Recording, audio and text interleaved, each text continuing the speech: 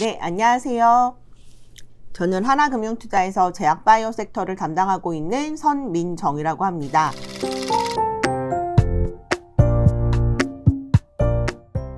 오늘 제가 말씀을 드릴 내용은 위드 코로나 시대의 진정한 위너 제약바이오 섹터라는 주제로 말씀을 드리고요. 코로나와 관련된 백신 개발이라든지 진단키트 수출 현황 업데이트 위주로 말씀드리도록 하겠습니다.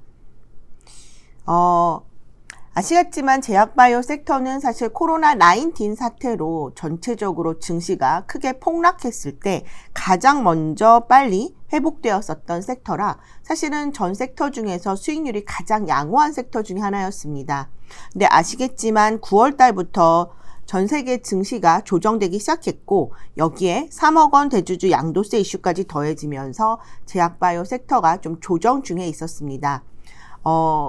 바로 며칠 전이죠. 이 양도세 이슈가 다시 10억 원으로 기준이 상향이 되면서 개인들 비중이 높은 제약바이오 섹터에 있는 종목들이 다시 급 반등을 시작을 했거든요.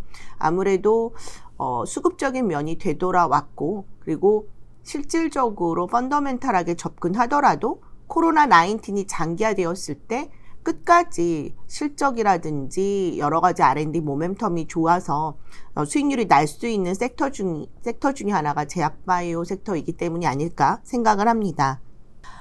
그래서 저는 사실 주가 많이 조정을 받았을 때도 늘 말씀을 드렸던 건 펀더멘탈이 견고한 기업들 위주로 저가 매수를 한번 트라이 해보시라라는 말씀을 항상 드렸고요.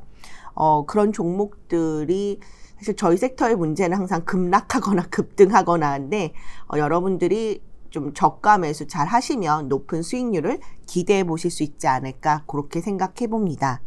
자, 백신 말씀을 드리기 전에 코로나19 바이러스 사실 참 무섭습니다.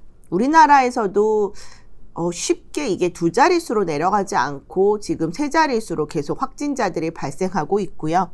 지금 전 세계적으로 코로나19 바이러스 확진자 수는 4,600만 명입니다. 우리나라 인구만큼 곧 발생할 것 같아요. 그리고 사망자 수는 120만 명으로 집계가 되는데요. 날씨가 쌀쌀하고 그 다음에 건조해지는 가을이 오면서 미국과 유럽에서는 이미 2차 재유행을 시작을 했습니다. 3월과 4월 코로나19 바이러스가 확산세에 있을 때 많은 전문가들이 그런 얘기를 했거든요. 가을이 되면 2차 재유행이 올 수 있다라고 얘기했고 지금 실질적으로 미국과 유럽에서는 2차 재유행이 시작이 됐습니다. 미국에서는 일일 확진자가 10만 명까지도 발생을 했고요. 유럽은 웬만한 국가들은 이미 3, 4월에 발생했었던 고점을 넘어서 프랑스 같은 경우는 4만에서 5만 명가량 하루에 확진자 수가 나타나기도 했는데요. 그러면은 이런 코로나19 바이러스 왜 자꾸 나오냐? 유럽 같은 경우 보면은 확진자 그래프가 이런 식인데요. 바로 요쯤이 7월 중순이거든요. 이때 무슨 일이 있었냐? 여름 휴가가 있었죠. 그래서 아마도 여름 휴가와 같이 방역이 느슨해지는 틈을 타서 거기를 시점으로 확진자 수가 급증하고 있다라고 보시면 될 것 같고요. 지금 우리나라에서도 겪는 일인데 방역이 조금 느슨해지면은 언제든 코로나19 바이러스 확진자 수들이 급증을 하고 있습니다. 그만큼 무증상 감염 그리고 빠른 전파력으로 좀 많이 통제하기가 어려운 것 같습니다. 결국 바이러스를 종식하기 위해서는 여러분 백신이 개발돼야 되는데요. 자, 백신 개발 현황 업데이트 해드리겠습니다. 제가 늘 말씀을 드렸죠. 선두그룹은 모더나, 바이오엔텍과 파이자, 그리고 아스트라제네카입니다. 그런데 사실 지금 이들 백신이 다들 비슷하게 얘기를 하고 있어요. 11월 달에 중간 결과 발표하고요. 12월 달에 미 FDA로부터 긴급 사용 허가를 받는다. EUA를 획득해서 아마도 연말, 늦어도 연초에는 대규모 접종이 시작이 될 수 있다라고 표현을 합니다. 아마 먼저 접종받는 계층군은 의료진이라든지 또는 집단 생활을 하는 군인 계층이 될 것 같은데요. 정말 연말쯤에는 맞을 수 있을까 조금 기대 반 그리고 또 우려 반이 있습니다. 사실은 정말 근데 이 백신이 개발되고 나면은 모든 게 그렇게 쉽게 종식이 될까? 코로나19 바이러스가 정말 종식이 될까라고 하는 좀 생각을 가져봅니다. 아까 말씀드린 그런 빠른 전파력과 무증상 감염으로 사실은 이러한 백신이 개발된다 하더라도 정말 오랜 기간 동안 종식되지는 않을 것 같고요. 많은 분들이 백신이 개발되고 나면 진단 키트들은 이제 끝이다라고 얘기를 하시는 분이 있어요. 근데 저는 그렇게 보지는 않습니다. 특히 진단은 아직까지는 가장 최선의 방역이라고 보시면 돼요. 자, 제가 재밌는 그림 하나 보여드리겠습니다. 자, 유럽이죠. 이렇게 확진자 수가 크게 급증하고 있습니다. 스페인 하루에 막 2만 명 가까이 나왔고요. 프랑스 하루에 5만 명 가까이도 나왔습니다. 근데 중요한 건 사망자 그래프예요. 지금 사망자, 이게 물론 스케일이 틀립니다만 과거 3월하고 3월 1차 유행기 때는 확진자 발생 비율만큼 사망자 수가 나왔어요. 그렇죠? 프랑스도 그렇고 스페인도 그렇고 대부분의 유럽 국가가 그랬습니다. 근데 지금은 확진자 수 발생 비율 대비 사망자 수가 그렇게 많이 나오고 있지는 않습니다. 자, 이게 의미하는 게 뭘까요? 어떤 분들은 코로나 바이러스 변이가 일어나서 치사율이 감소했다라고 표현하고 있거든요. 근데 저는 그렇게 보지 않습니다. 이들 국가의 특징, 유럽이 엄청나게 진단 건수가 증가했습니다. 결국에는 진단 건수를 증가시킴으로써 초기에 확진자들이 디텍션이 되고 그렇게 감염된 환자들을 조기에 치료했기 때문에 의료 시스템이 붕괴되지 않은 채 환자들을 관리할 수 있었다라고 표현하는 게 좀 더 정확할 것 같습니다. 그런 점에서 코로나19 바이러스의 최선의 방역은 진단이다라는 표현을 쓰고 싶어요. 또 두 가지 사례가 있는데요. 하나는 중국의 칭다오 사례. 중국의 택시기사분 한 분이 코로나19 바이러스에 감염이 됐을 때 중국 정부가 한 일입니다.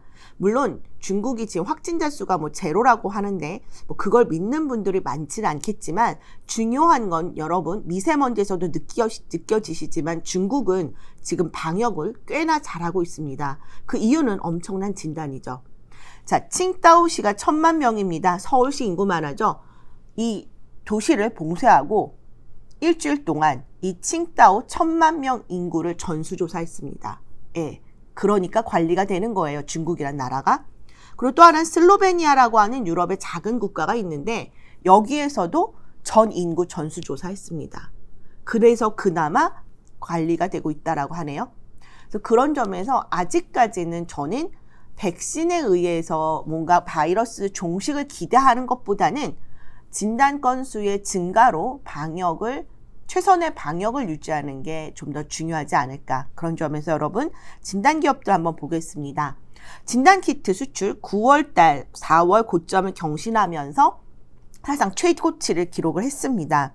8월이 전혀 기저가 없습니다. 8월에 턴어라운드 성공했죠. 8월은 7월 대비 32% 정도 증가했는데 9월은 이 숫자 대비 무려 59%나 증가했습니다. 그래서 고점이었던 4월 수출 실적을 돌파했습니다. 물론 10월달 그 역기저 현상하고 그리고 10월은 아시겠지만 월 초에 추석하고 한글날들이 있어서 영업일수 좀 감소했어요.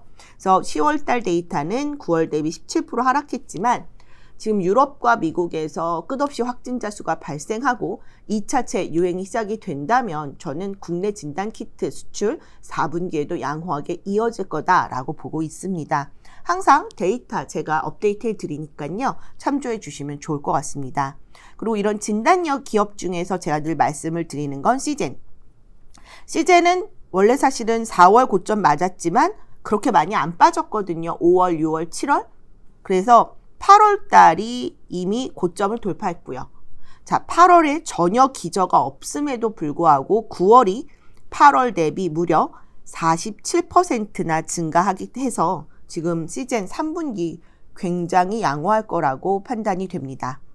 그래서 3분기가 2분기보다 아마 통관 데이터 상으로 굉장히 증가해서 저는 3분기 탑라인 2분기 대비 30% 정도 증가한 3,575억 정도로 추정을 하고 있고요. 영업이익은 대략 2,300억 정도 보시면 될 것 같습니다. 그리고 유럽에서 어쨌든 트윈데믹이 뭔지 아시죠? 예, 코로나 바이러스하고 독감 바이러스가 동시에 유행하는 트윈데믹에 대한 우려로 동시진단 키트에 대한 니즈도 늘어나서 시즌 4분기도 기대해 보시면 좋을 것 같습니다. 네, 그래서 오늘 발표는 여기서 마무리 짓도록 하겠습니다. 감사합니다.